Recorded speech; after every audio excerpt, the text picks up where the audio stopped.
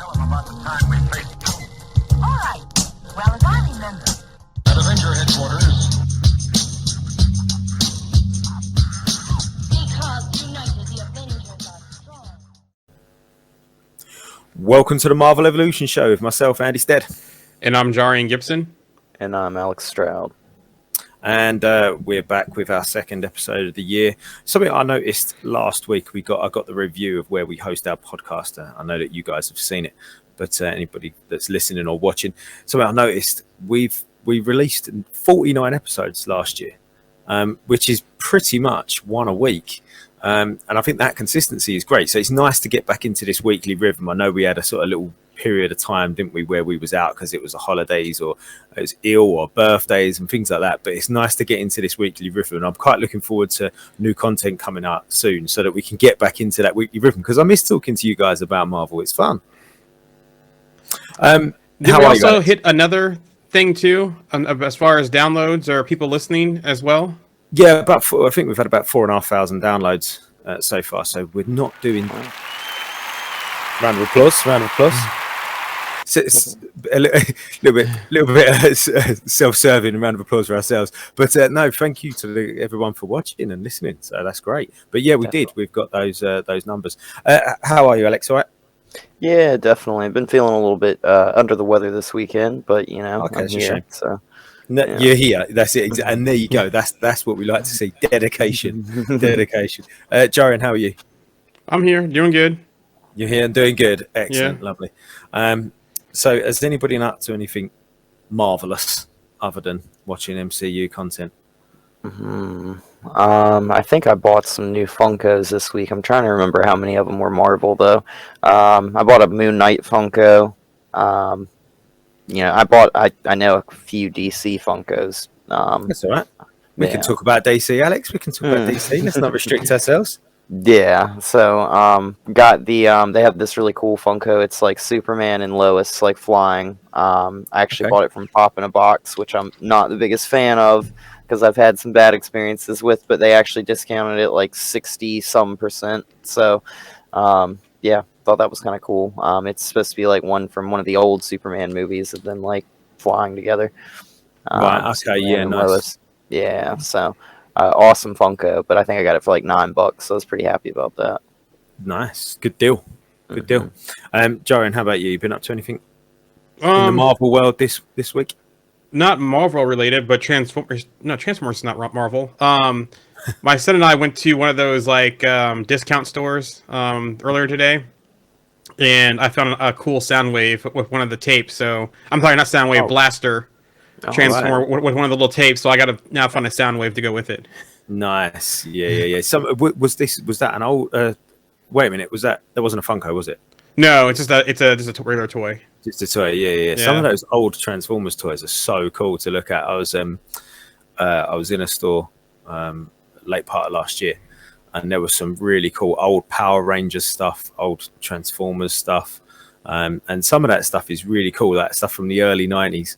When I don't know, there was like a sweet spot for toys because like these new shows were coming out about these great things like Transformers and Power Rangers and things like that. They'd sort of been out for about sort of 10, 20 years, not quite, that sort of range. And then they just started developing these really awesome toys, where they were so movable and opposable. That was a really cool time, I think, for action figures and toys, that early 90s time. Definitely. I feel like action figures in like the 90s hit their peak, to be honest, because like I feel like I was buying like a toy for my godson recently. I think it was like an Iron Man like 10-inch figure or something like that. And it was really weird because it's like I was sitting there looking at it and I was like, these just don't have the same quality as they did like back when I was like a kid and everything. Like the figures are great and all, but they're not as detailed, I feel like Unless you go to like the Marvel Legends. Yeah. They're good, but I know what you mean though. Like normal action figures, like that you would give, like you say, like a youngster to play with, they're not as good. Yeah, and I wouldn't give like a child Marvel Legends figures because it's got so many like little pieces and stuff. Like for a lot of those figures that you can interchange and stuff, and like I watch like my godson like play with Legos and stuff and lose pieces to that, so I know that he would lose pieces to a figure, a Marvel Legends figure. Yeah, So. and some of them, like you say, have got really even like basic to the point where like their arms don't even bend anymore; they just move at the shoulder. Yep. They just, wow, they're cutting down on their budgets here, aren't they? But yeah, no, but there is still some good stuff out there. But like I say, I think that like I think you hit the nail on the head there. Actually, like that '90s period was like gold for action figures, because like we said, I think they'd kind of developed their the sort of the workings of it well. Money wasn't necessarily like they were trying to make really cool figures, rather than just trying to make as much money as possible. And now it kind of seems to have turned a little bit, doesn't it? Definitely, and I think that was back before the internet too. So like back then, so like I feel like figures weren't as accessible back then for a lot of people that were looking for figures. Like you would go into a store and buy those figures versus like just go online and be like, hey, I want this figure right here, and order it to your house. Yeah, and it's almost like the more accessible it's got, the more watered down it's got. Definitely. Yeah. Real quick, from the chat, they don't make toys like they used to, and exactly, they don't. I go into this one store we have not too far from us at the collectible store, and they always have all of the old school stuff in there, along with some newer stuff, and I always liked how well built the old school toys are versus the new school toys. Yeah, and they always seem to, especially when you go into like Action Man and things like that, they're almost so much more personable than figures now. Like they've got when you look at all the bits that come with them, like their little jackets, and they've actually got zips on them and little pockets and studs and all little details that are not on these new figures now. So yeah, we agree. And evening everybody that's watching and listening, remember, drop your name just so we know who's there, because not on all of the chats we can see who it is. Well, I had a purchase, and for £1 I bought this book, this What Would 4 Do book, and it was £1 in the store, and I thought I might as well just pick that up. It's like it was great. This is great. This one here, I'll read this out. I'll show you quick if anybody's watching. This is healthy eating. that sack looks like Groot. It's nuts. I know, but it kind of looks like as a face, almost like Groot there for a little bit at first, first glance. Here, yeah. I see that. Yeah, it does a little bit. Yeah. So this is what it said: healthy eating. We should treat our bodies as one with a temple. I feast upon golden apples of Iden to keep my body healthy and powerful. Regular Midgardian apples may not keep mortals alive for thousands of years, but they will stop scurvy. So it's all little things like that, and I'm going to pop some on the group because they're really cool, and I really like the drawings as well. It's that sort of what was the guy from what was the writers the comics artist, what was his name? Simmons. Walter Simons. Yeah, that's it. Yeah. It's in his style. Oh, my mind went blank then. I knew what I wanted to say. But yes, it is. It's in his style. So they're really cool. So I'm going to take some pictures and pop them on a group. But we are talking today mainly about Ant-Man and Quantumania, and that new trailer that dropped just after last week's episode, actually. I think it was in between a big game, wasn't it, on Monday night? Yeah, during the national championship game for college football. Okay, yeah. And I think I remember saying when the first trailer was released, maybe not necessarily on the show, but certainly on the group, that I watched it and I was like, yeah, okay, that was cool, like that first trailer, but it didn't really get me hyped. Where this one done and I know that the first trailer is a teaser trailer, and they're not necessarily supposed to be that great as such, but it didn't do for me what other teaser trailers have done. This one, however, did, and I really enjoyed this trailer.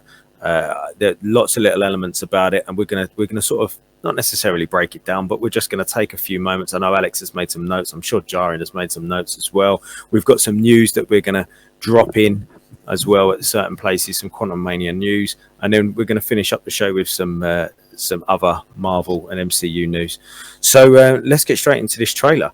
It opens similar, doesn't it, with the scenes of Scott and saying, and you got the Kang voiceover saying that he's an interesting man, and you see there's images as well of Scott and Hope on a carpet, like on a red carpet event. So I think that comes down to the sale of the book that we saw the little snippet of in Love and Thunder. Mm-hmm. Yeah, he's Yeah. selling the book. Yeah, and I think in like Wakanda Forever, there was also like a little ticker that went across some news thing talking about his book, like it was like a bestseller or something like that, and was blowing up too. We know he's done that podcast and stuff, so he's kind of become a little bit of celebrity kind of in the MCU, which is funny because it almost seemed like everybody really didn't pay him any mind before, and so now, like, I mean, like he's got his Baskin Robbins like plaque on the wall, like all that kind of stuff. Yeah, I mean, I think it's a big change for his character going into this film a little bit, and I'm a little bit curious to see where this movie leaves Scott Lang in particular at the end. Mm-hmm. I mean, I'm going to throw something out there. Dead? Yeah. No. Alex. No. Yep. Joey. No. I don't. Yeah, I don't think they kill him off. I think what's going to happen, because you saw in the trailer what he said about both of us just having to lose. Yeah. So they said this is the Warrior King variant. So this may not be the same king we see in the King Dynasty or even in this movie. We could see another king, sitting back and watching with popcorn, letting all this fold out, to see what this variant does. But I think either Scott and this king get trapped in the quantum realm. I think that Scott could end up in another universe, causing an incursion possibly, or he could be the one, like we discussed in the group chat, about forming another Avengers team across the multiverse, or starting to form that team across the multiverse. I think this sets up for possibly for Hope or Janet, or Hank to make a self-sacrifice to save Scott because they know he's the key. Now, if he does get trapped in the quantum realm or in the multiverse, I think Cassie Lang is being set up to be that person, to be key going forward, to help get him back to either this universe or out of the quantum realm.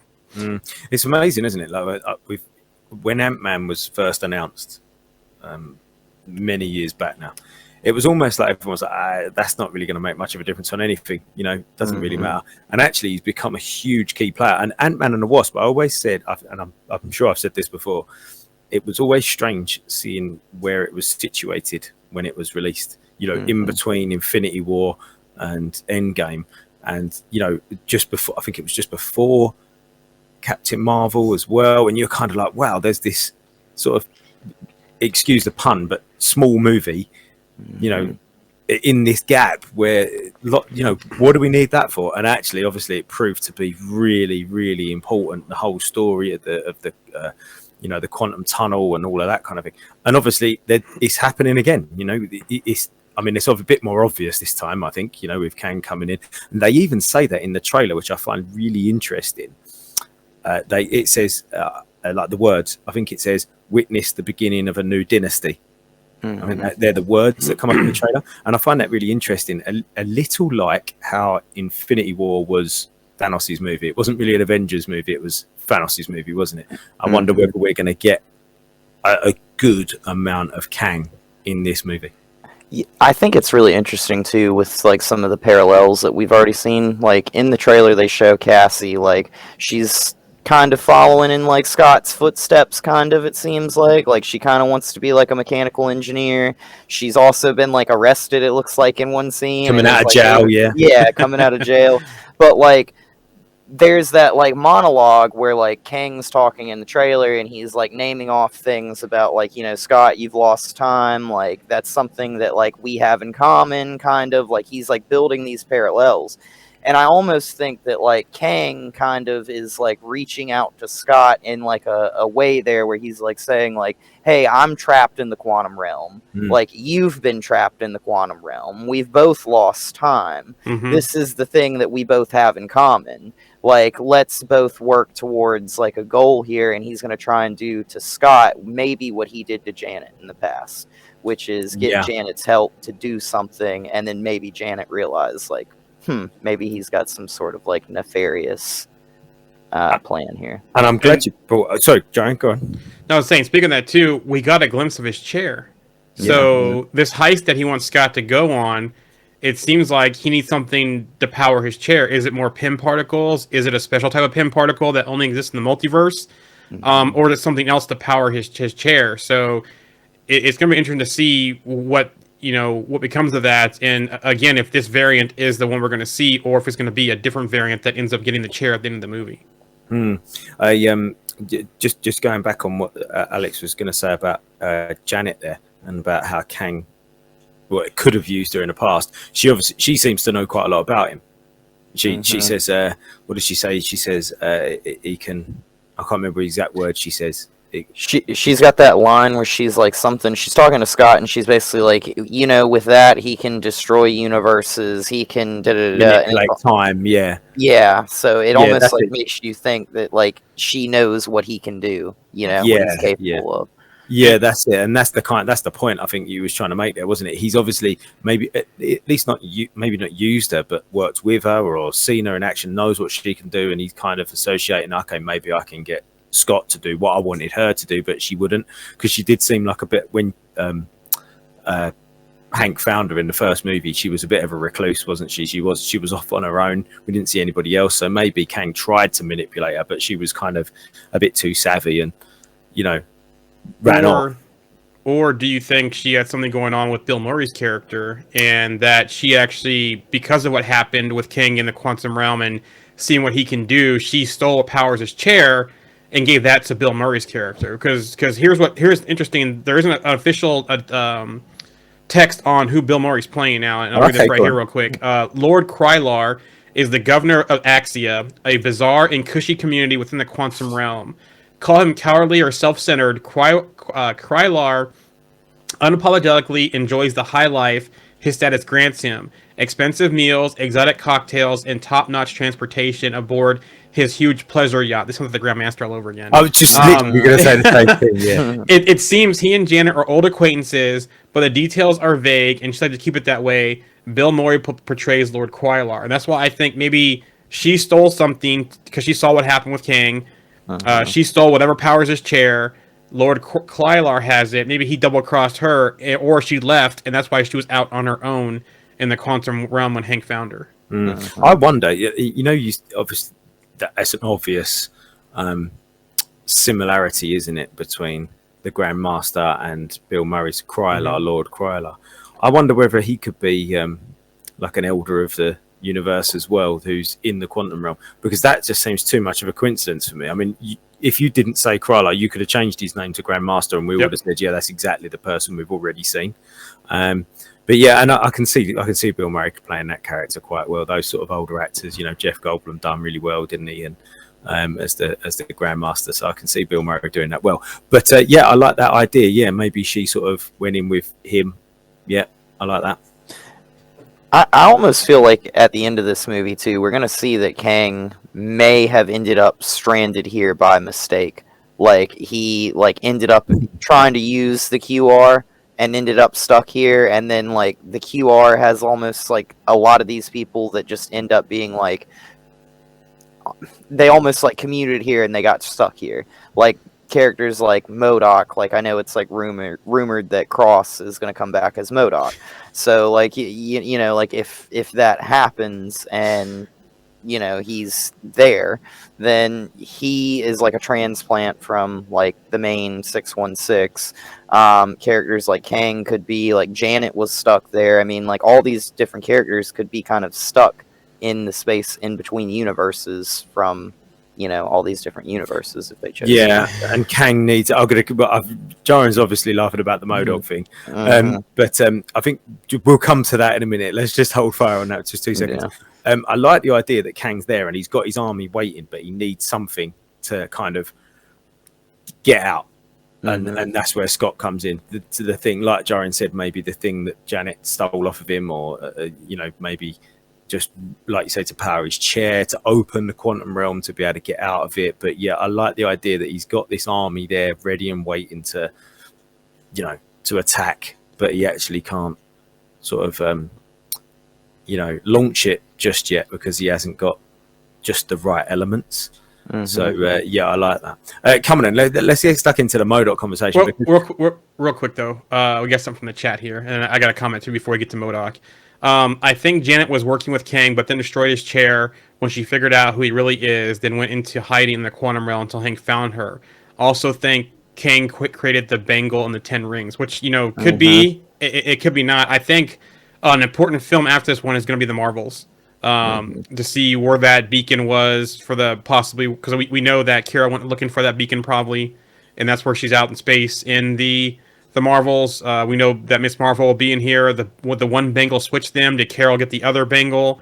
And I think we're going to see our first major incursion in the Marvels too as well. So that's a good comment there about those two devices.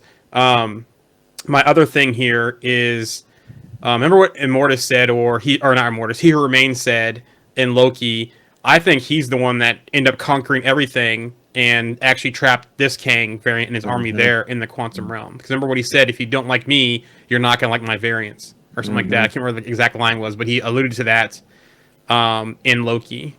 This is a good question here. Could the time chair be made from Eternals or celestial technology? And they could do that too. There could be a celestials tie here.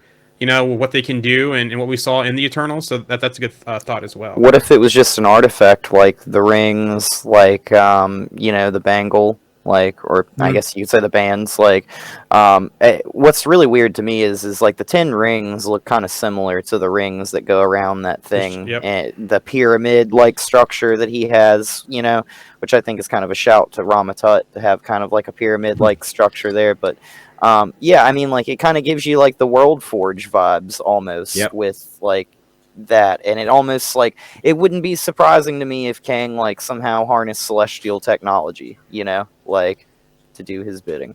And then speaking of the Bengal too, we already know the Bengal can do time travel. It did send Kamala Khan, Miss Marvel, back in time to the partition to see her family. So and the 10 rings could draw on the quantum realm, and they did give Wenwu like immortality to make him live for thousands of years. So yeah, it's almost pushing like, time or reducing time through him, not pushing it, but reducing time that goes through him. It's almost like these items are sort of part of a larger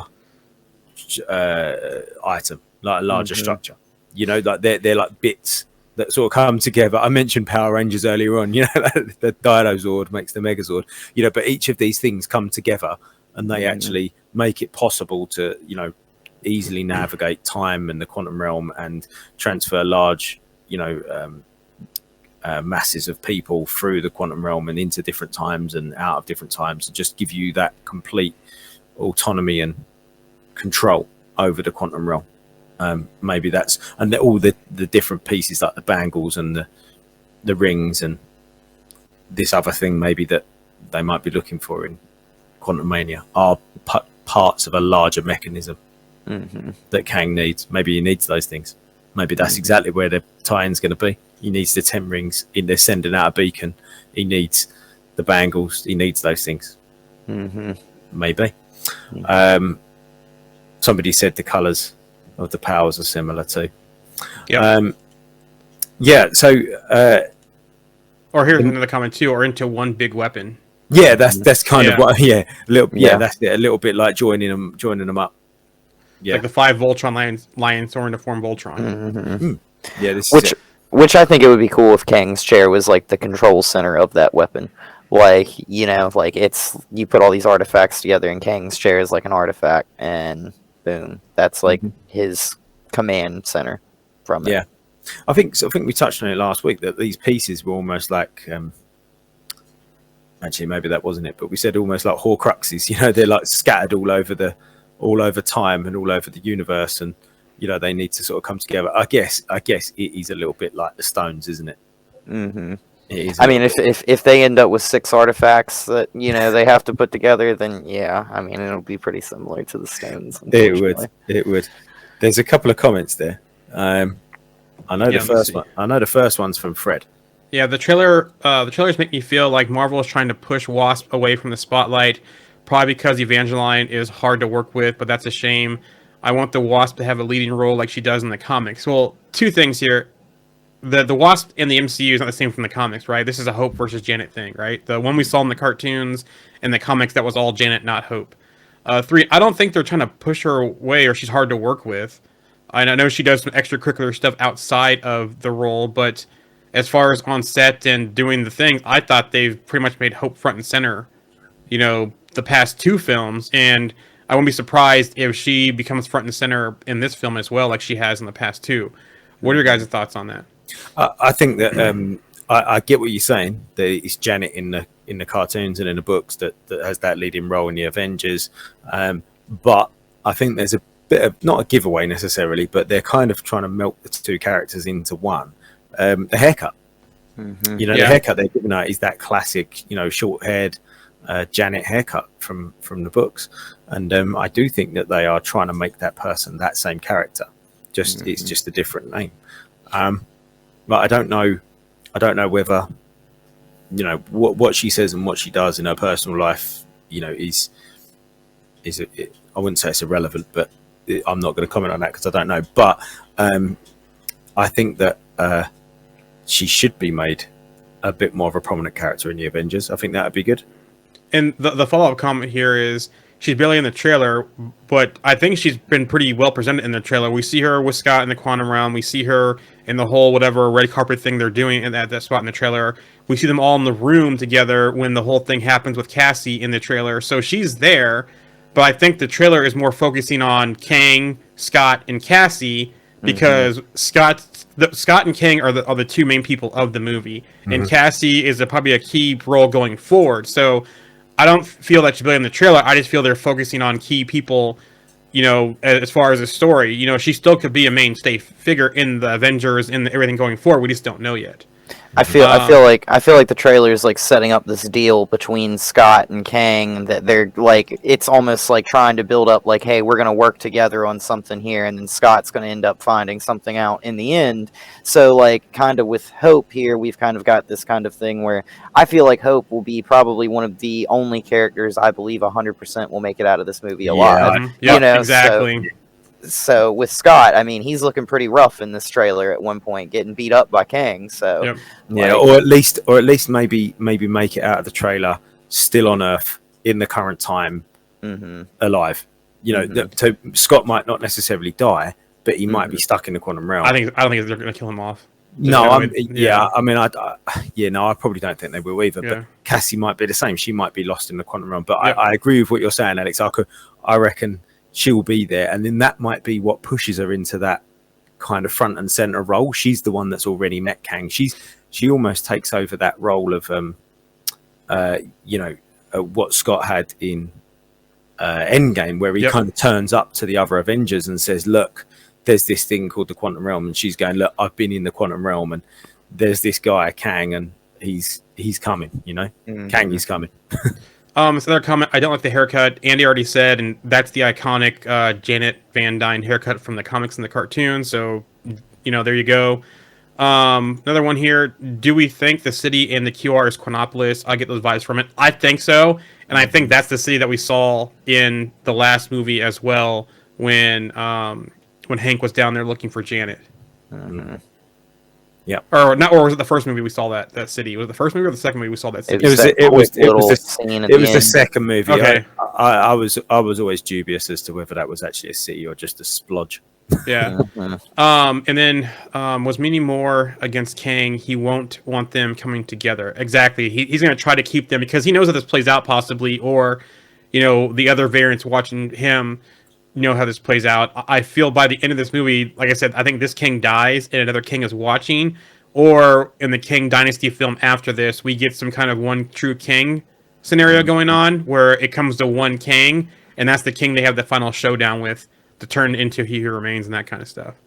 I feel like there's no coincidence here that he's coming to, the group of people that work with PIM particles and saying, like, I'm going to ask for your help to bring some piece of equipment here, some artifact, some device to do what I want to do as Kang. And I feel like his time travel device is using PIM particles as well. So maybe that's the reason why, like, when Janet was first stranded there, like, Kang goes to her and says, hey, like, you work with PIM particles, help me figure out how to use this device. So now he's going back to Scott, who's, messed with the regulator before and made it out of the quantum realm to try and figure out, like, what he can do here. Gone subatomic, even? Yeah.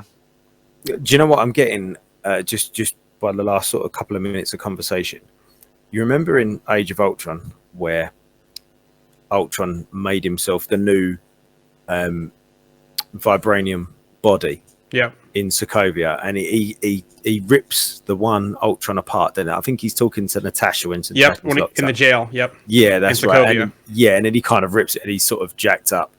I'm getting a similar kind of vibe, maybe, and a similar thought in my head that we're going to spend this whole movie having built up this Kang, and this Kang will maybe not win, but he won't lose. There's a little play on what Scott says in the trailer. He won't necessarily lose, and he'll still have his army, and he'll be sort of standing there going, yeah, but I've got this army, look at me, I'm going to do this, I'm going to do that, and then another Kang variant's just going to come and off I'm him. the captain now. Yeah, that's it. Yeah, I'm taking over. This is my army, this is my game, and then we're all sort of sitting there thinking, oh wow, I thought he was the bad guy, this guy is terrible, and then there's that whole kind of, because he did that in the comics all the time, didn't he? Like, just fight, he just fought himself all the time. And he just, I'm the best. Like, there was that whole sort of arrogant, I'm the best version of me, not you. And that's why I think there's another one watching this whole thing unfold out, just to strike at the right time, and then again do that whole one true Kang scenario either by the end of this movie or the beginning of the next movie, because I think we're gonna get down to one Kang that they'll have to defeat in Secret Wars. And He Who Remains had that great line of like, if you think I'm awful, you should see my variants. Yeah. So like, we don't really know which one's going to be the worst at this point, to be honest. Like, we could get like some that are extremely worse. Like Kang the Conqueror could be like one step down from like Ramatut, who's worse or something. Like. So speaking of that, I have a Kevin Feige comment on Kang. He's the obvious choice as you're dealing with the multiverse. Kang allowed us to do a new kind of big bad. He's a different type of villain, warring amongst themselves as much as he's warring with our heroes. Kang's a very powerful person, but when we meet him, he's in a position where he needs to get the power back. He has a ship and a device that allow him to go anywhere and when he wants, if he can get it online. If he only had access to a genius with PIM particles. So that's interesting. There you go. It's literally just what we've been saying. And I personally didn't know that comment beforehand. So that was, that sounds just like what we've been saying. It's almost like we've been doing this for years. Yeah. So another comment here from the chat. Michael Douglas is so dying, though. I think him and Michelle Pfeiffer, I think both Janet and Hank are the ones. If anyone's dying, it's those two. If not one of them, both of them. How's that motivation for? Yeah. So end of the movie, we have Hank and Janet dead. We have maybe Scott held captive by this new Kang variant that kills the old Kang variant and takes Scott as like a pet almost. And then we've got Cassie lost in the quantum realm and Hope stuck on Earth. Down two parents, down. Her husband or fiance or boyfriend or whatever, and his daughter, and on her own, totally trying to find somebody to help. Or what if we get a similar thing to what Wanda showed Tony in Age of Ultron, where Cap was saying, you could have saved us, because we saw in the trailer where there's all those Ant-Mans and there's all of those special effects and that kind of stuff. What if we see like a time blip or a variant showing of all of them dead except for Scott, and Cassie's saying, you should have saved us, type thing, like we saw with that. And that kind of drives Scott's motivation to either both of them have to lose, or once he gets trapped somewhere, him to get out himself. Like Scott sees the one outcome where they both lose and chooses to do that kind of type of thing. Exactly.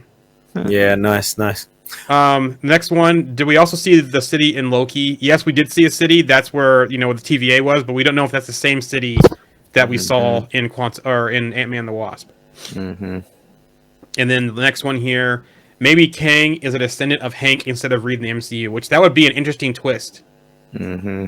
It would for that would happen, but I could see it, but it'd be a very interesting twist. It would make sense how he knows, not necessarily knows, but maybe he did. Maybe he did know that who Janet was, and maybe he does know who Scott is. But yeah, that would be interesting. Well, remember he told Scott when he first met him in the trailer, "Haven't I killed you before?" Mm-hmm. So. Mm-hmm. So he knows of him, or at least his variant. I don't think we went back to this, but MODOK. Where do we think?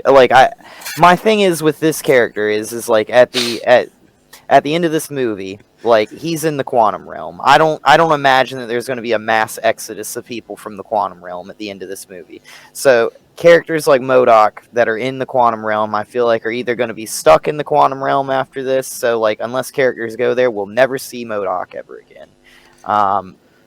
You know what I'm saying? We got the tease of MODOK in the Void in Loki. It's interesting to see how Corey Stroll or Darren Cross's Yellow Jacket got to where he is today. Did King find him out there and fixed him? Did Janet find him and help fix him? You know, interesting to see. The one thing I keep laughing about though is when they actually showed Corey's face without the mask on MODOK. It looks like someone has photoshopped that on there and stretched it out. And every time I see that, I can't stop laughing. And I hope, like Andy said in the group, that that's just VFX not being done or just something they show for a trailer. Yeah, but interesting to see. I think if there's people that get out of here of this, I think that it's MODOK. Possibly MODOK gets out with Kang and is on the side of King for a while. But at some point, I could see MODOK through this whole saga double crossing Kang or one of the Kangs. Oh yeah, for sure. I'm worried about this whole MODOK thing. To be totally honest, yeah. And do you know what as well? And I don't quite understand how they've got to this point. In the Avengers game, which was I played it a tiny little bit. It was slated a little bit. However, it looked amazing. And the way that Kang looked and his development in that game, I don't know if either of you guys watched his development or you must have seen the images of him. There was a few images of him that were going around a little while ago saying, oh, this is what he's going to look like in thinking. It was like, no, they're from the game, you know. But he looked great and his development in that was amazing. You know, it was this sort of mad scientist and basically just, I don't know, devolved into Kang. And he looked incredible. And what, so far, the 2 or 3 images that I've seen of him and the toys that I've seen and, you know, those kind of shots, yeah, I'm not a mad, madly in love with it. But maybe I'll be proved wrong. I think that him with the mask on looks pretty good. I think the way they rendered that with the pictures I've seen with the mask on, that's fine. It's just when they show Corey Stroll's Darren Cross's face is where I start laughing at, and I definitely think that it's not VFX being done. They can't ship that in the movie. My fear is for MODOK, we will no longer see him after this movie. That he will be like another Marvel one and done kind of character, and I hope that doesn't happen. Really, yeah, I hope that doesn't happen. If anything, he gets out, goes a separate way, he pops up later, you know, and he's not tied to anything else going further. A couple of things from the chat. Do you think this movie will give us our first tease for the Fantastic Four? Do you think Kang or a variant could also be the villain of the F4 movie? I don't think we're going to see F4 at all tied to this project. I was hoping we would, and Alex and I have gone back and forth with our theories on that and them being trapped in the quantum realm. They haven't casted anyone. At least they're not announced any casting for the Fantastic Four. So the only tease that we could possibly get is some kind of obscure tease of them, but nothing substantial in this film because there's been no casting at all. Maybe they did, and maybe it's the reshoots. We might get something possibly. Like maybe we see Scott come across them in the post-credit scene. I mean, that was the reshoots they're doing this month, but that's a long shot still. I don't think we see anything Fantastic Four related at all. Maybe in the King Dynasty, maybe, but not in this film. Yeah, we might get a mention. I think Kang might mention something. You know, we've had that a lot. We've had that many times before. You know, I mean, going all the way back to remembering Winter Soldier when Sitwell was on the roof and he mentioned, you know, Stephen Strange. You know, there's no reason why Kang can't say something like, you know, I've defeated Avengers before. I've defeated, I don't know, whoever. He could as Guardians before. I've even defeated Reed Richards, or he could say something. Do you know what I mean? He could say something like that. Just a little hint, just to say that this is still happening. You know.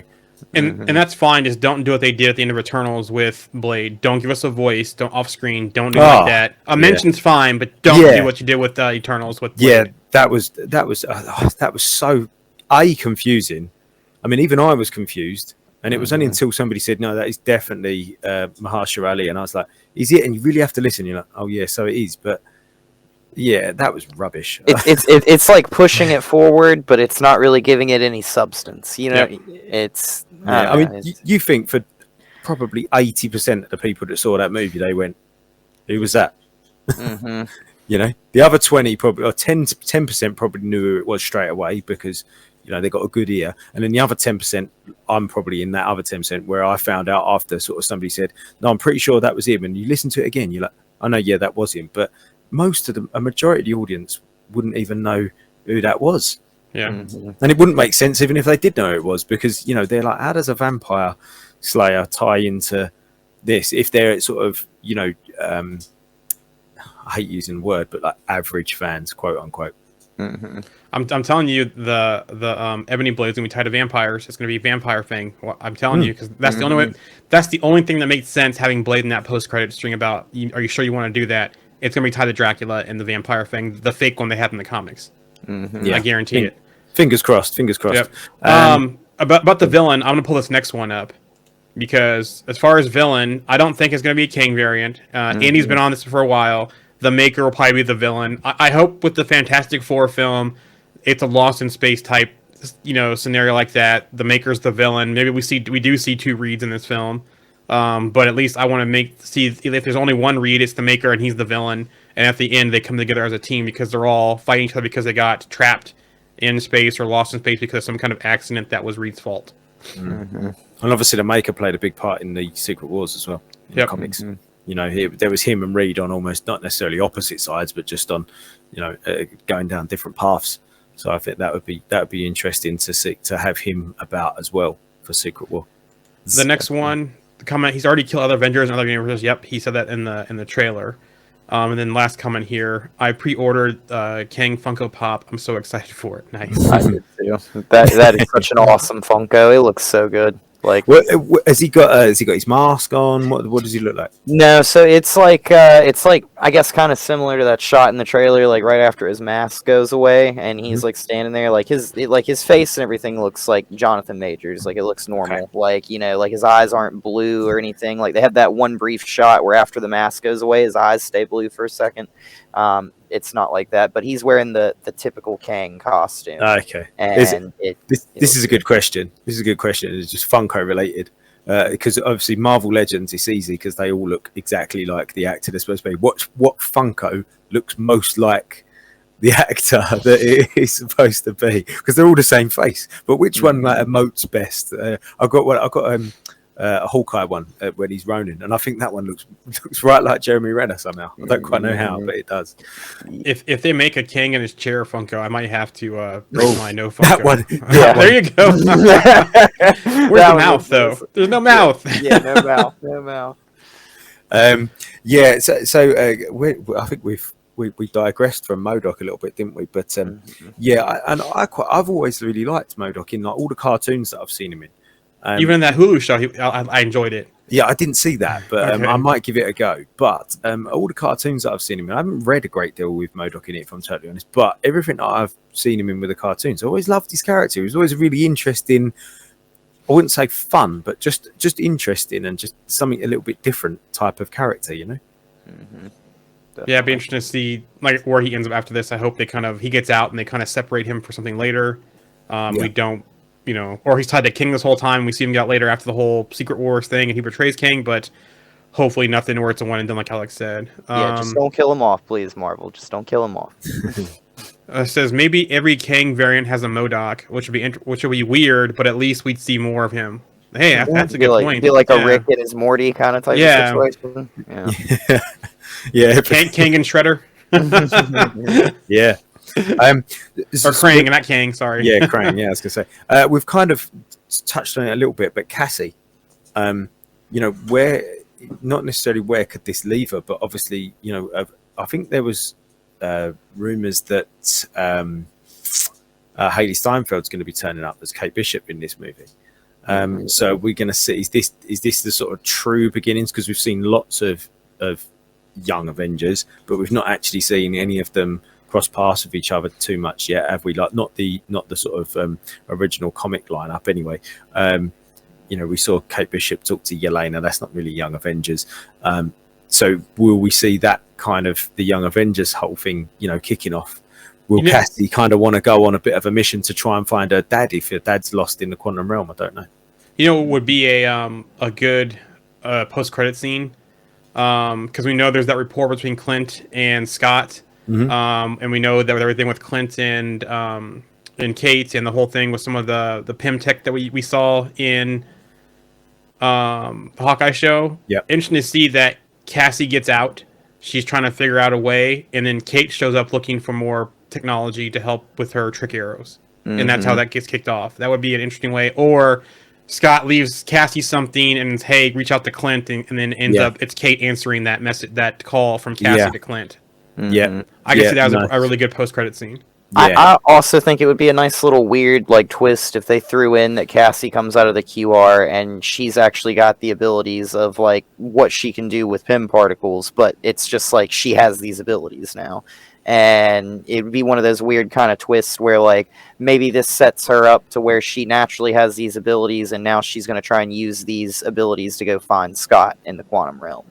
Like, you know, like once I figure out my powers, kind of like America Chavez kind of type of thing, I'll go find Scott Lang. Yeah. Yeah. Do we think that she'll have the traditional stature powers, or you think they're going to change her power set? Like, do we think that she could be like Ghost/Ava powers, but complete powers where she can phase shift, but her phase shift is in and out of the quantum realm without any technology? No, I don't think they'll make it that easy for somebody to jump in and out of the quantum realm. I think that's too much of what's the word? It's like a plot device. Easy? Yeah, it's too much of an easy plot device. I mean, I mean, they could do that with magic though. Like she's got like limbo. Like they could change limbo out for the quantum realm, and they could make a character like magic jump through the quantum realm every time. I mean, or they can make her just like America, but instead of the multiverse, it's the quantum realm too. Yeah, so, potentially. From the chat here, I mean, we got Zelda for a bit. Maybe the same will happen for MODOK. Hopefully, maybe they'll do something like that. And then let me see. I did read in Ant-Man where Cassie went to jail, became a criminal for a little bit, and Scott had to do missions to put her on the right path. So I think they might do that, and she could go a whole Ronin type thing, coming out, trying to steal things, but not like killing though, but stealing things, getting technology, and that's how she comes across Kate as well. Because Kate's like, what's going on here, and starts investigating, and they come across their past like that. That's another way they could do in the post-credit scene, where she's trying to get her hands on technology to get back, or to find her dad. Yeah, sure. I think whatever way we look at this, I think this is going to be an interesting movie. And as the writing or the words that come up in the trailer say, it's the beginning of a new dynasty, and it is. Didn't I read a quote yesterday that somebody said this is going to be as important for the MCU going forward as Civil War was? So I have a quote on that one. So producer Stephen Broussard talked about the film. Ant-Man and the Wasp: Quantumania is a standalone movie with a storyline that will have a significant impact on the future of the MCU. We talked about movies like Captain America, The Winter Soldier, in which you saw the fall of S.H.I.E.L.D., and it felt like the entirety of the MCU turned on that. Captain America: Civil War was another film where you saw heroes divided and in camps and battle lines being drawn. It really felt like the future of the MCU was going to be defined by the action of that film. We really liked the idea of making this Ant-Man film as important and integral to the MCU going forward. One of our philosophies that we've always applied at the studio is to just go back to character and to root it in the character. And the science fiction and the world building is fun, but ultimately it's window dressing of characters who are on this journey. I think as long as we never forget this story is about a father and his daughter reconnecting, which essentially is what this film is, then the headlines of the multiverse, the headlines of the quantum realm sort itself out, because you only need to understand that it's father and daughter story, which he made an interesting comment there about Civil War, about the two sides, the two camps. Yeah. So this could be similar to that in a way that Janet and Hank get killed, Scott gets trapped, Hope and Cassie make it out, and they're on opposite sides of this. Cassie's like, no, or Hope is like, no, leave it as is, right? We've already lost my parents. You've lost your dad. Kang is there. Let's not, cause any more problems for him to get out. And Cassie's like, screw that. My dad's alive. I'm going to rescue him no matter what. I can see that kind of friction happening if both Hope and Cassie make it out of the quantum realm. Mm-hmm. Yeah, because she'll be sort of like, you're not my mum. Yep. Yeah. Yeah. And then he also talked about the quantum realm. He said, what does technology look like down there? What does society look like down there? What does religion and politics look like down there? I think one of the reasons why the MCU has been successful and had a longevity that it has had for so far is that we view new characters and new stories as a chance to kick down the door on whole new worlds. He also mentioned an epic war as well. Ant-Man the Wasp: Quantumania is many things. It's a family adventure first and foremost. It's the story of a family of superheroes basically being pulled into an adventure within the quantum realm, and within that, it becomes an epic sci-fi war movie and coming of age story. It's a lot of different things wrapped into one film, and that's interesting. Coming of age story, which I think relates directly to Cassie again.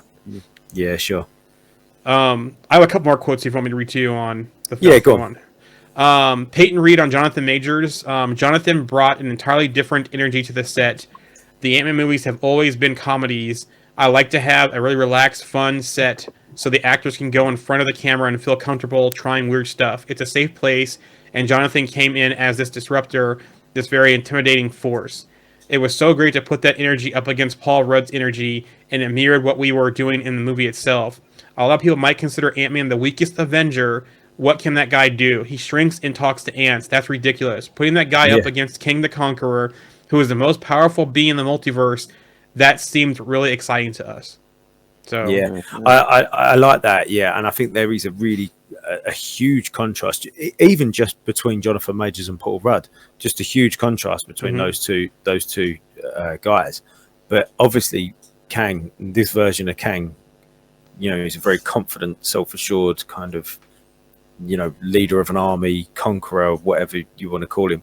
He's obviously, the man. And then you got Ant-Man, who's been on a podcast. Do you know what I mean? He's he's this sort of tiny character, and again, it's that whole thing. That trailer is great. You see that? Sorry, not trailer. Poster. The poster is great. You've got Kang's head, and then you've got his hand, and then you've got Ant-Man just on his finger. Yep. And I quite like that. And I mean, like, we wouldn't have had Endgame play out had it would have not been for the rat, like, pressing the machine and Scott coming out. I mean, like, the thing is like, Scott's been kind of like a major part of the MCU, I feel like, so far, and now he's just going to be even more of a major part where, like, all this I guess story around him is just going to propel us forward. Yeah, sure. I'm really looking forward to those dialogues between Majors and Rudd in this movie. I want to see how they develop I want to see how much comedy, Scott Lang tries to keep in those conversations, and how much patience Kang has with his comedy, like, until he just gets annoyed, until he's like, you're just an ant, I'm going to swat you, sort of thing. And if Scott Lang eventually sort of stops trying to be funny, he realizes that actually I'm going to die. Maybe it's not time to be funny, or maybe he just carries on being funny because he's going to die. I don't know. That's how I picture that scene where he's just getting like beat out of him, and Scott's probably just like making jokes, and then he's like, like, you're going to lose, that, right, Scott? And he's like, but that's the point, is I'm going to lose, and so are you, because I'm just stalling. Yep. Like, boom. From the chat here, with Quantumania and Creed 3, and eventually 2 Avengers movies, Jonathan Majors is on his way to become a massive star. I think he already is a massive star. Just totally. Everything I've heard about him, what he's done in the past, I think he's already pretty much a massive star today. Last thing on Quantumania news, Katie O'Brien talked about the quantum realm as well. She works on the movie and with Marvel. We're constantly on the move, constantly running, hiding, and trying to fight back and reclaim our homeland. We're fighting a losing battle. He's got way more people. We're outmanned, outgunned, but there's a little bit of hope we have to hold on to. So that's interesting. So that's nice. All the Quantumania stuff I have. I have other news, but that's all the Quantumania stuff I have. Yeah, I mean, I was gonna say, we've done really well there, chat about Quantumania. When this movie comes out, we're not going to stop talking. I think, like we said, anyway, it's going to go. This is going to be an interesting movie, and it's going to be another big. And Ant-Man gets his trilogy. Yep. So who have we had that's got trilogies so far? We've had Iron Man, we've had Captain America, we've had Thor. Obviously, he's had 4 movies. And Ant-Man. And Ant-Man.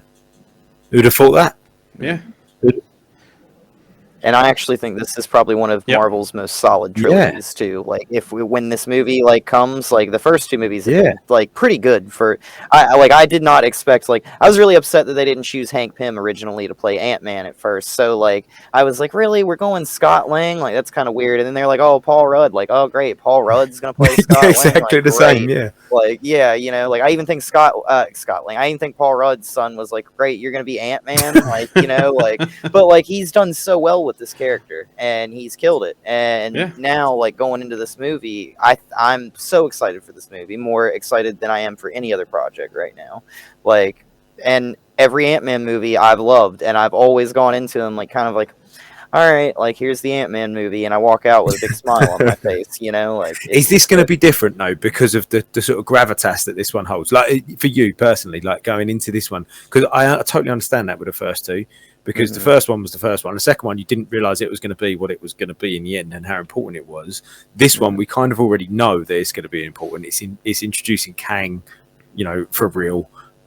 So are your expectations, as you know, you personally, do you think you'll approach this one slightly different? Yeah, I mean, I think that there's a new sense of seriousness for Scott in this movie, where like suddenly it's like, yeah, like things have always kind of been like Scott always figures out like, yeah, like I mean, Scott kind of wanders into figuring out Yeah. like things, like that's kind of how his character is. So I think at this movie, like we're gonna end up with Scott like basically being put in like an impossible situation, and he's gonna realize that like it's almost like a lose-lose situation here. Like it either like he's going to lose either way. So which way is like the better way to lose almost. So I think that for Scott, this is going to be kind of like a, yeah, we might crack some jokes, but the way this movie ends, it's not going to be a joke. Like it's not going to be just like a ha ha ha situation, you know? Yeah, I think stakes are at an all-time high for Scott in this film. I don't think this film ends like the way Infinity War will. I think that's how the King Dynasty will end, like Infinity War. Yeah. What news have you got, Joe? We can get this real quick. So we have rumors to start off with. The first rumor is the Strange Academy project is in works for Disney Plus. This will be focused on Wong and not Strange, though. So a spin on it. Could we see Ned pop up in here as well? Because we saw Ned do the portal at the end of No Way Home. We also know that America Chavez is there. Like Alex pointed out in one of our chats, that Comertage is low on sorcerers after Wanda came in and whooped that butt. So also, too, with Zelma Stanton being rumored to show up in Armor Wars, you're kind of having all this come together with that one. Tied into this rumor, another rumor, Marvel is reportedly fast-tracking another Doctor Strange movie for release before Avengers Kang Dynasty. They hope to have Scott Derrickson return. So I wonder what role that he's going to play in King Dynasty, if they're trying to get this done before King Dynasty. I mean, there's got to be another Strange movie, surely, before Secret Wars. Yes, Whether agreed. whether they can get it in before Kang Dynasty or not, I don't They know. just kind of crammed the incursions thing there right at the end of Yep. Multiverse of Madness to set up a new one, and you would think that that has to come before all this stuff with Kang, so But you or gotta at think, least be though- a part of it. Yeah, but do you think, though, with what's her name showing up at the end of Clea. Multiverse of Madness? Clea, thank you. I went blank there. With Clea showing up, though, that has to be towards the Dark Dimension. That incursion she's talking about is probably from him going to bargain with Dormammu in the first film, unless there's something else going on. So I feel like a third Doctor Strange movie is going to be more like the whole about the Dark Dimension and that kind of stuff, given that she's Dormammu's niece and that kind of stuff. And so why else would she come across for any other universe besides her own? Yeah, very true. I was just sort of looking at some dates here, and you know they could squeeze another one. They could squeeze another one in after Fantastic Four and before Kang Dynasty. So Fantastic Four comes out on the 14th of Feb 25. Kang Dynasty comes out on May the 2nd 25.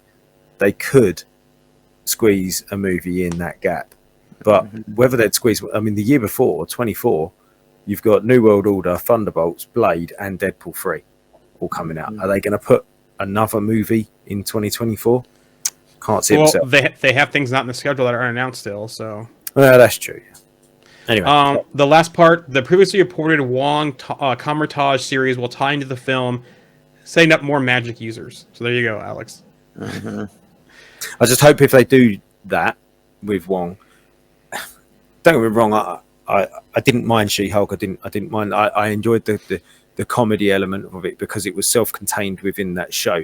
I just hope, and I understand why Wong came over into the show and had that comedy element about him, but I hope it doesn't. I don't think a Kamatage show about the Strange Academy needs to be funny. It doesn't. I'm not saying it doesn't have no humor. That's not what I'm saying. Like, there's a little bit of humor spattered throughout all Marvel projects. I haven't got a problem with that. Even in Winter Soldier, there's some laughs. But it shouldn't be the one we saw in She-Hulk. It should go back to his Doctor Strange 1 roots. Yeah. Yes, absolutely. Yeah. From the chat here, I want Mads Mikkelsen to play the human embodiment of Dormammu, which they could bring him back for that because basically he was tied to Dormammu in that first movie, and he could basically resurrect him because they just went up in pieces into Dormammu anyway, so he could spit him right back out as himself. The next rumor is Spider-Man 4. This came today too, so Spider-Man 4 is expected to begin production this year with a budget of $200 million. Reports also suggest the film will release in 2025. And if you want Spider-Man in Secret Wars, this is the way to start building that up. If we're going to do that before, or maybe it's a Fallout after. It's got to be before. There's got to be a Spider-Man movie before then. When was the last one? 2021. Yep. They're not going to wait They're not going to wait 5 years for another Spider-Man movie. No way. Isn't there like a certain amount of years that the rights will revert to Marvel if they don't do like a well, they just redid his contract though. They just redid his contract though with Holland, so I wonder how that changes things. I should imagine that appearances other contract might supersede it though, but it can't. It's got to be like 9 years or something. Surely, but I mean, like we are getting the Spider-Verse movie, so that might meet that qualifier if that's the case. So. Thunderbolts rumor. Stranger Things star Sadie Sink could be playing Melissa Gold / Songbird. I love the Songbird character. Yes, so do I. I hope that's one of the Thunderbolts because right now that movie just sounds boring still to me. Yeah. She's a really interesting character. I love anytime I read her in the books. It's great. She's such an interesting character. So yeah, I'd love to see her in anything. To be honest, I'm not sure about the actress. I've not seen her in much. But the character itself, bring it on. Here's another interesting rumor too. Miss Marvel and Moon Knight will both have a season 2 before Secret Wars. I can see Miss Marvel possibly because of everything going on. Moon Knight, I don't know, unless they're going to tie Moon Knight more into the darker side of things of Marvel with, we already have Black Knight and Blade and everything else we're seeing with Werewolf by Night, unless they do that kind of stuff. So interesting to see how Moon Knight would tie into things with a season 2 before Secret Wars. So that would make Miss Marvel the first project to have a season 1, then go do a movie and come back to a season 2? Yep. That really interests me, that whole thing. That kind of real chopping back and forward, isn't it? I really like that idea, because obviously we've seen Loki in lots of movies and he's had his own show and then he's going to go off, but he's not actually going to be in any other movies. Well, not that we know of, anyway. Yeah. So it looks like Hulk rights could be reverting back to Marvel, which would allow them to do World Hulk. And with that has come another rumor: Liv Tyler returning to reprise her role as Betty Ross. So I haven't got that strong of feelings about Betty Ross or Liv Tyler to be overly bothered about that at all. I mean, she's not bad, and I'm not overly fussed about Betty Ross. So yeah, that'd be fine. It'd keep the continuity, wouldn't it? We've already had her dad back, so. Yeah, for me, it's like if it happens, it happens. Doesn't. I have no feelings about it. Yeah. Same. It sounds like Michael Coulter has basically, come to peace with Luke Cage. He has said, "I just wanted to stay in a reasonable shape just because, but I don't think about Luke Cage opportunities. It's one of those things where it's in the rearview mirror at this point. If somehow I get a call, my dance card is kind of full, but if I get a call, something happens, great." So it doesn't sound like he's too keen on whether he comes back or not, which is fine. I like him. I think he's good. I've got one episode left of The Defenders, so I've got like the finale left of The Defenders. And I'm really I've really actually enjoyed The Defenders. It's quite good. But I like Mike Coulter. I think he's great. I think he is too. I wouldn't mind seeing a more built person to play Power Man / Luke Cage, but I have no complaints with him in the role. He could get that though. That's not a problem. He's a big guy. He's clearly a big guy. Back to the Hulk news. Well, it kind of feels like Captain America 4 is a continuation of Incredible Hulk, which I think it is. There is a rumor out there that we are getting the Serpent Society possibly in this film or in New World Order as well. And remember, I teased a while back saying we could see the gamut powers. That's how they make the Serpent Society, is through gamma tech and through all that kind of stuff. So I think they're going that route. What is the coincidence that they just brought Blonsky back, who's the first like character in the MCU that's like super soldier and gamma, you know? Yep. Like, and I mean, they just had Sam just deal with super soldiers and now potentially deal with gamma characters as well. Like, you know. Other comment here, I'd be surprised if Bruce wasn't in that. And I'd be surprised too. They're going to have Hulk in this movie, I bet. Either Bruce the Hulk or maybe even She-Hulk could show up in this film. There will be some Hulk. There will be a Hulk probably. There will be some Hulks. Yeah. The next thing, Miss Minutes Twitter has been active lately, and one of the things she tweeted was, "What if I had just lied to y'all? No, I didn't. We just got to wait until the proper, precise moment that the timekeepers allow." And she's kind of been going back and forth with Ryan Reynolds at times too on Twitter in some of her tweets. Ooh. So this leans more to the TVA in some capacity being in Deadpool 3. Do you think we could be? Yeah, potentially. Do you think we could also be getting a bit of a Loki teaser coming soon? Yes, that as well. You know, we're nearly there, aren't we? I think we'll probably get a Loki teaser. Very soon. Producer Nate Moore talked about key players in X-Men. He said there's no secret the X-Men are coming home.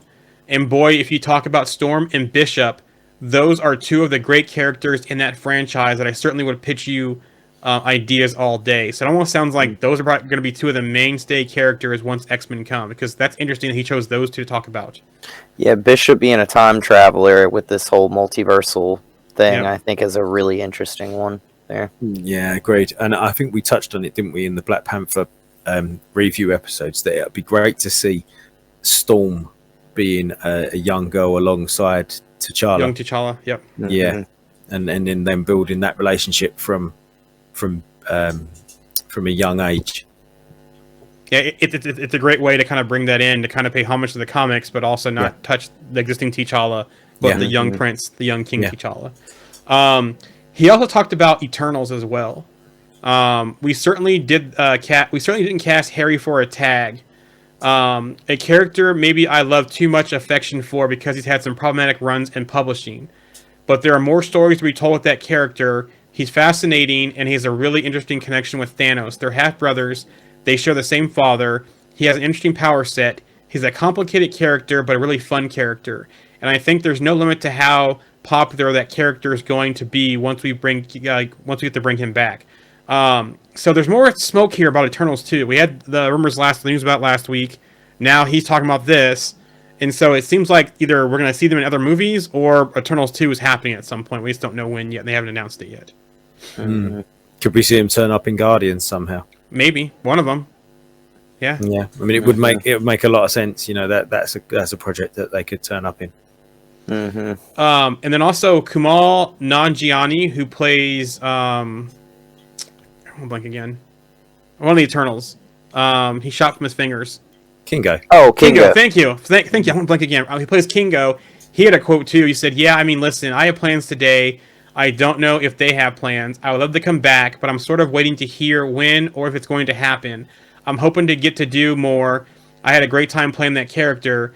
It'd be a shame if he's sort of one and done, but the decision's not mine to make," which I think, they're probably still doing things behind the scenes, getting a director, getting their plan for Eternals, and then contacting them, but all this smoke is out there about Eternals. So and Kingo's the one that's had the most exposure since the Eternals. Yep. He was mentioned in Miss Marvel. He was we saw the poster for his show in She-Hulk. So he's had a little bit of exposure since Eternals. So he should be pretty confident that actor should be pretty confident that they want Kingo back. That's for certain. Of any character in Eternals. Yeah. Yeah. Well, I wouldn't mind seeing a Phastos tied to Wakanda and having a backstory with Vibranium, that kind of stuff too. And they so could, cool. that'd be also cool as well.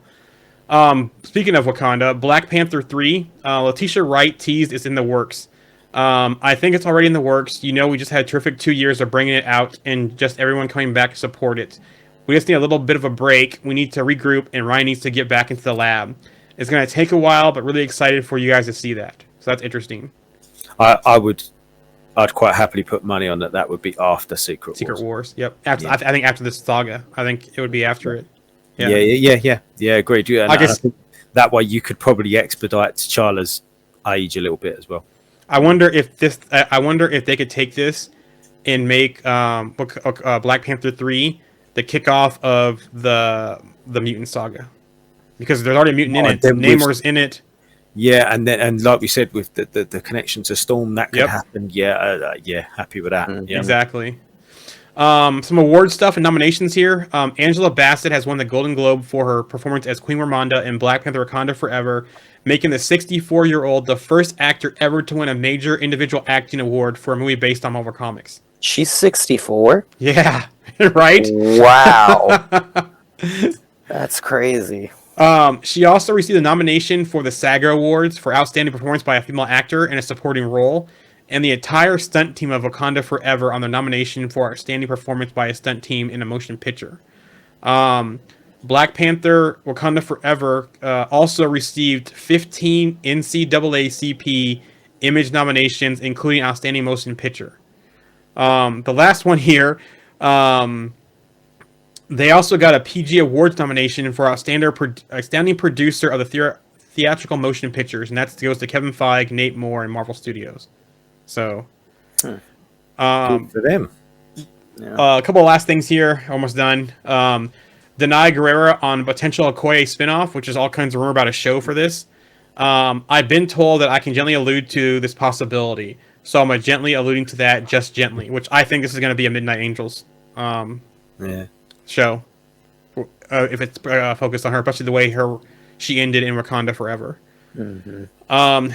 Gina Collar Esposito has made more comments on joining the MCU and what character he'd like to play. I love what Marvel does. I love that fans can see me in the universe, in this universe, and proposing not only one character, possibly Magneto, possibly DC's Mr. Freeze, and the biggest ask is Charles Xavier. But look, I want to play a good guy, and Charles is smart, he's good, but I feel as if there may be some mileage with me and Marvel. I know I love what they do. I love the creativity. So who knows what could happen? Keep putting it out there. Which Charles is not necessarily a good guy though, but he's portrayed as one. So No, but I think we've said that a few Yeah. times. That Patrick Stewart was lovely. He was like your lovely old granddad, wasn't he? Yep. But Charles wasn't really like that in the comics at all. He was a bit of an arse, to be totally honest. Yeah. I mean, he was a good guy, I guess, but master manipulator. Yeah, definitely a manipulator. And Esposito could bring that. We know he can play a bad guy, but he gets a chance to play a good guy, but still with that little manipulative undercurrent there. Circling back to Wakanda or Black Panther news, I skipped one thing. Wakanda Forever will release the Voices Rising, the music of Wakanda Forever, an original series on Disney Plus on February 22nd. So I skipped that. Some Disney Plus news. There are 17 MCU titles set to receive IMAX quality audio on Disney Plus later this year. I'm not going to list all 17, but pretty much it's across all phases. Even Iron Man's in here, so is Captain America, up to Wakanda Forever, which is going to be next February 1st. Deadpool 3 news. Ryan Reynolds teases collision of icons. It's really kind of finding a way to service both these characters that feels extraordinarily authentic to each of them. I think these two wrongs actually will make a right in a pretty great way. I think it's a tightrope walk. I mean, most of these movies are always a tightrope walk of tone. So in this instance, though, you have a collision of two pretty iconic characters that exist in Marvel Ancillary Universe, and he laughs. We are in the Marvel Cinematic Universe at this point. So...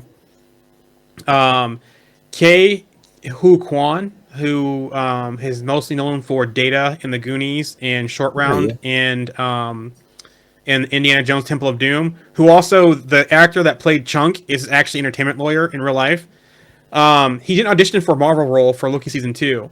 Kevin Feige actually offered him the role personally. In the interview, the actor revealed that he didn't actually audition for the role. Rather, Kevin Feige watched Everything Everywhere All at Once and personally asked him if he was interested in joining the Marvel Cinematic Universe, which I need to watch the movie because I keep seeing the stuff for it and it looks fantastic. It's basically a multiverse film, it looks like. From what I've seen. Monty was saying it was really good, so I need to watch that. I think it's on Paramount Plus or HBO Max, one of the two. Agatha, Coven of Chaos. We have the directors and official cast. Head writer and executive producer Jack Schaefer will serve as one of the 3 directors of the series, joining Ganja Monteiro and Rachel Goldberg. It was also officially revealed that Joe Locke, who was expected to play Billy Kaplan, Aubrey Plaza, Patty LuPone, and Sashir Zamata, have joined the cast of the WandaVision spinoff, along with Miles Gutierrez Riley. Okiwi Okapawisli, sorry if I butchered that, and Maria Diza. The newcomers join Deborah Jo Rupp, Emma Caulfield, David Patton, David Langle, Asif Ali, Amos Glick, Brian Brightman, and Kate Forbes as returners from WandaVision. And there is some talk out there. I hear something from the chat real quick. Happy about Aubrey. She's awesome. Me too. I'll love to see what she's going to play in this series. There is some chatter out there that Miles Gutierrez Riley could be playing Teddy Altman / Hulkling in this series. Okay. In season 2. Interesting. Yep. Principal Yeah, photography. Oh, go ahead, Andy. No, I said yeah, it is. Yeah. Interesting. Principal photography will start in Georgia on January 17th. There was some stuff already done though earlier in LA they talked about, but I'm not sure what that was for. Some Miss Marvel news. She has been officially crowned as Rotten Tomatoes' best reviewed superhero TV series of 2022. Trailing behind Miss Marvel was She-Hulk Attorney at Law at 2nd place, The Boys Season 3 at 3rd place, Peacemaker at 4th, and Moon Knight at 5th in the slot. So, there I'm you go. surprised She-Hulk got that high up, to be totally Yeah, I feel like Moon Knight should have been higher up on that list too, to be I honest. thought Peacemaker should have been higher, but and maybe The Boys too, because The Boys Season 3 was actually really good. The boys hit that tone the first season, and they've been staying at that level of the tone they set. So, but it was Rotten Tomatoes best reviewed of the reviews out there. So I feel I mean, going on the Boys, I don't know. I enjoyed the first season. I enjoyed the second and third seasons as well. But there was almost like, for me, it was almost like shock factor in that third season. Was they tried to play a big part of that. I mean, there were some pretty cool things in there, but it was a little bit like if you take all of that out, has it still got the same substance as that first season? And for me, I don't think it did. It was almost like, do you know what? Relating it back to Marvel, similar to No Way Home. Like I watched No Way Home again, and I'm like, that's good. But the first time I watched it, it was like the best thing I've ever seen, because obviously you had the Matt Murdock, you had Andrew Garfield, you had so many amazing moments in there, which created amazing moments in the cinema. But actually, on second watch, they it's like watching The Sixth Sense. You watch The Sixth Sense for the first time, and it's like you're like, well, actually, for most of the movie, you're like, what's going on? And then at the end, you're like, oh wow! And then you watch it again, you're like, well, I know what's going on now, so it's not quite the same. And the Boys kind of done that to me as well. That's any M. Night Shyamalan movie except for Lady in the Water, which I love. That's a great movie on second watch. I'll watch anytime a second time. And then isn't Glass all that? Are those his movies too? Glass and Split and I'm not sure. Those aren't his movies. Okay, I've seen them, but I don't remember if they were his movies. Okay. Anyway, so I have some comments here from the chat. Oscar Isaac had the most difficult role to play and smoked it completely. He deserved better. Nothing against any of the others, but Moon Knight was way more complicated. And then, but most of the audience didn't like She-Hulk. Yeah, and those are M. Night Shyamalan. So that trilogy of Unbreakable, Splits, and Glass, those I can watch over and over and over again. So those 4 M. Night movies you can watch, but the rest, not really. But I am excited to see The Knock at the Cabin or whatever with Dave Bautista. Yeah. He looks great in that film. I'm interested to see that as well, because it's like, he's played the same person in literally every movie he's ever been in so far. So it'd be interesting to see him play something slightly different. I think. Go ahead. Someone's put Signs. Yeah. Oh, Signs. Yeah.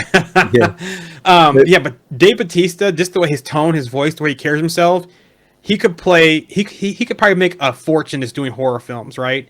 He could be like some kind of Out Woods type. Have you guys seen the movie Wolf Creek at all? So Wolf Creek is about campers, and basically this guy's a serial killer out in the Australian outback. Dave Bautista could play that like somewhere else, like in Alaska or in Canada or somewhere woodsy. They can make a whole horror film series around Dave Bautista being someone called the Woodsman, and just killing people and torturing people and playing games with them out in the wilderness. Yeah. I would watch that all day long because he Yeah. just has that tone, that voice.